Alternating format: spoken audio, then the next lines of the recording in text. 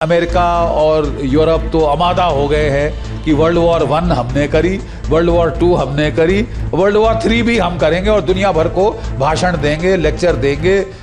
Israel और Iran के बीच जारी तनाव की तपिश पूरी दुनिया में महसूस की जा रही है। एक तरफ रूस यूक्रेन युद्ध और दूसरी तरफ पिछले 1 साल से इजराइल और हमास के बीच जंग अभी थमी ही नहीं कि इजराइल और ईरान के बीच भी जंग के बादल मंडराने लगे हैं। 1 अक्टूबर की रात को इजराइल पर ईरान के मिसाइल हमलों के बाद इजरायली राष्ट्रपति बेंजामिन नेतन्याहू ईरान पर हमले की चेतावनी दे रहे हैं। इस बीच संयुक्त राष्ट्र महासचिव एंटोनियो गुटेरेस से भी इजराइल की तनातनी सुर्खियां बटोर रही है। हालांकि इजराइल से तनातनी के बीच एंटोनियो गुटेरेस ने भारत की तारीफ की है। बता दें कि इस वक्त लेबनान में कई देशों की सेनाएं शांति सेना का हिस्सा हैं। इसमें बड़ी संख्या में भारतीय सेना के जवान भी शामिल हैं।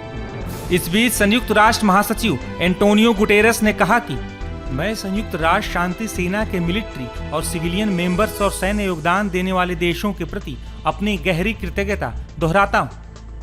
मीडिया रिपोर्ट्स के मुताबिक UNIFIL यानी United Nations interim force in Lebanon में लगभग 900 भारतीय सैनिक हैं जो इजराइल और लेबनान को अलग करने वाली लाइन ब्लू लाइन पर तैनात हैं। बता दें कि यहाँ तैनात शांति सेना लेबनान में इजरायली सेना और हिजबुल्लाह के बीच तैनात हैं। दरअसल संयुक्त राष्ट्र के महासचिव ने उस वक्त शांति सेना की तारीफ की है जब हाल ही में इजराइल ने शांति सैनिकों को कहीं और ट्रांसफर करने की मांग की थी।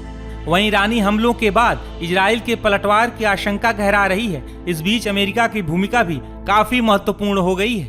इजराइल का जो सबसे प्रिय और सबसे बड़ा मित्र है वो है अमेरिका, और आपको पता है अमेरिका ने उसको फाइनेंशियली भी, मिलिटरली भी, उसको बाकी तरीके से भी, इवन यहाँ पे कि मैं कहूँगा टेक्नोलॉजी के तरीके से भी सपोर्ट किया है इजराइल को। और इजराइल के साथ वो हमेशा खड़ा रहा है। जब भी ये मिडिल ईस्ट में कभी भी कोई जंग या कोई ऐसी बात हुई है, जो अमेरिका है वो इजराइल के साथ खड़ा होकर इजराइल को पूरी मदद करता रहा है। वो चाहे मिलिटरीली मदद है, चाहे वो मिसाइल्स हैं, चाहे वो उसके ड्रोन्स हैं, चाहे उसका जो ये शील्ड है जो उसने बनाया है, आयरन डोम जिसको कहते हैं, वो उसको मिसाइल से बचने के लिए, वो भी अमेरिका के जो सहयोग के साथ ही है। तो अमेरिका ने जो बाइडेन उनके प्रेसिडेंट ने जो कहा है बिल्कुल सही कहा है। अब अमेरिका जो है इजराइल के साथ खड़ा है क्योंकि ईरान जो है अमेरिका का दुश्मन है और ईरान के आगे ऊपर सैंक्शंस लगाए हैं अमेरिका ने। और अमेरिका अब क्योंकि ईरान ने इजराइल के ऊपर डायरेक्ट कन्फ्रंटेशन की है, अब जो भी मदद चाहिए होगी इजराइल को इसके यूएस से वो मिलेगी उसको, और दुनिया की कोई ताकत उसको रोक नहीं सकती। और अब लगता ये है कि अब जैसे कि हमने सोचा था कि अगर यहाँ पे ये कन्फ्रंटेशन डायरेक्ट हो जाएगी ईरान और इजराइल की, तो थर्ड वर्ल्ड वॉर होने का भी चांसेस है, क्योंकि पीछे हमने देखा। बता दें कि इजरायली सेना ने दक्षिणी लेबनान पर जमीनी हमला शुरू कर दिया है। इजराइल के इस ऑपरेशन के दौरान उसके कई सैनिकों को जान गंवानी पड़ी है। हालांकि इसके बाद भी इजराइल की सेना लेबनान में आगे बढ़ रही है। रूस चीन का भी बड़ा हाथ रहेगा इसमें कि वो कितना इनको ताकत देते हैं, क्या वो इनको आम करने की कोशिश कर रहे हैं ताकि ये लोग इजराइल का पलटवार सह सके। गौरतलब है कि रूस ने अपनी S-400 मिसाइल बैटरी भेज दी यहाँ पे कि वो इजराइल के जवाबी हमलों को थोड़ा डेंट कर सके। अमेरिका की एड के बगैर इजराइल ईरान पे हमले नहीं कर सकता। उसको कितना लंबा फासला जाना है, कई देशों के ऊपर ओवरफ्लाइट करनी है, एयर टू एयर रिफ्यूलिंग के लिए अमेरिका के टैंकर चाहिए। तो जब तक अमेरिका लड़ाई में नहीं उतरता, इजराइल अकेले ईरान और हिजबुल्लाह और सबको नहीं लेगा। ठीक है, तो एक तो ईरान का लोग कह रहे हैं कि मंशा है कि साहब आप इतनी मार मारो कि एस्केलेशन इतनी बढ़े कि ये जो हिजबुल्लाह और ईरान एस्केलेट करने के लिए मजबूर हों, ईरान लड़ाई में आ जाए, तब अमेरिका हमारी तरफ आ जाएगा, मिलके हम ईरान को और हिजबुल्लाह को धूल चटा देंगे।